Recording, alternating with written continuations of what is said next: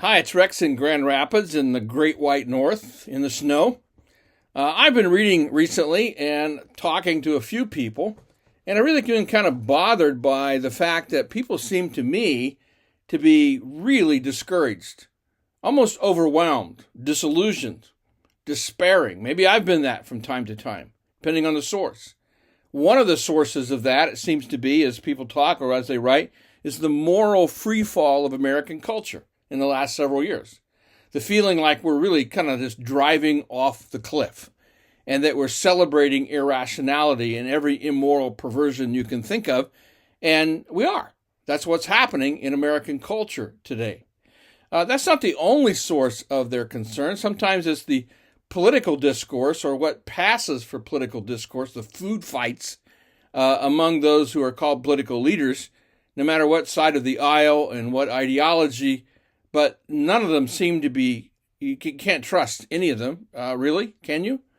Do you have a confidence in any of them? And which side of the aisle do you feel most comfortable in? Is that going to determine a positive future for us? That creates stress. It's a sense that the world's gone nuts, and there's no turning back, and we're going over that cliff, and by the way, God has forgotten us.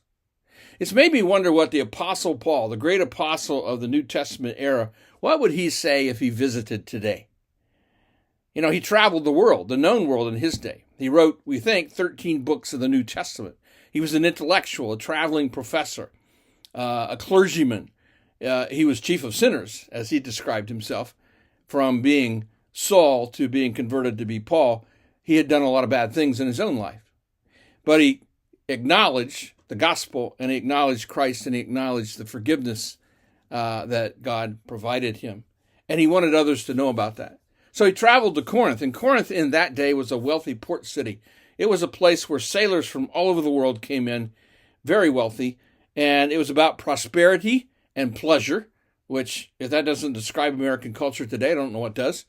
But they would try to separate those sailors from their money, their hard-earned money during their leave. One of the ways they did that, the Temple of Aphrodite was there, and there were temple prostitutes, reputedly 1,000 or more, sex slaves, if you will, men and women, who wandered the city trying to get the sailors to part with their hard-earned money. So much so that Greek city, Corinth, became known or synonymous with licentiousness. It became known in the ancient world as the place to go to participate in sexual immorality. So much so that the word Corinthianize, kind of an old word, but still around today, means to live a promiscuous life. Now, Corinth was about, as I said, prosperity and pleasure, and there were no moral boundaries that were made that couldn't be crossed, that should be crossed. There was nothing there that stopped anybody from doing anything they wanted to do. And Paul saw that. He witnessed it. So I don't think Paul would be all that shocked if he visited 2022 American culture. We're really not that different from Corinth in its day. Sure, we have technology, but in terms of the things we participate in, things that cause us despair and degradation, not that different. Paul warned the Corinthian church, the believers in his day. He said, avoid divisions, because if you divide, then of course that affects the unity of the church and your testimony. He said to flee sexual immorality, which was everywhere present. Recognize that the marriage vows are sacred. He said not to trade Christian liberty that God had bestowed upon them for the false spirituality of legalism. Don't invent a bunch of rules. That's not how you live the Christian life.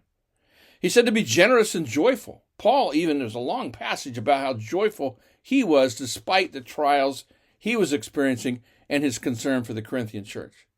He said to remember and know that bad company corrupts good character.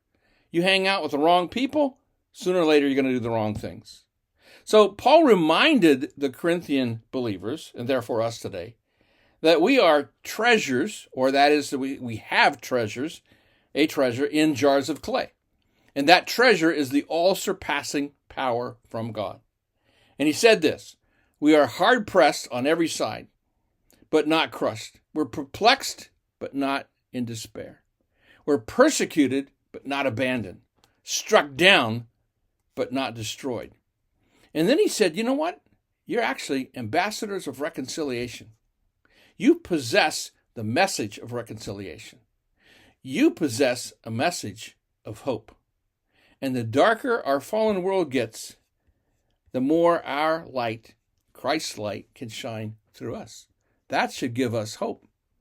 That should give us promise. That should give us blessing and joy. And I hope you'll meditate on that. Think about it.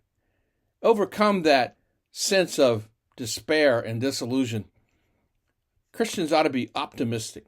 We ought to be optimistic realists. We know sin exists. But we're optimistic because we know the end of the story. We know the God of the universe who is sovereign, who is omniscient, and who is omnipotent, and who will never leave us or forsake us.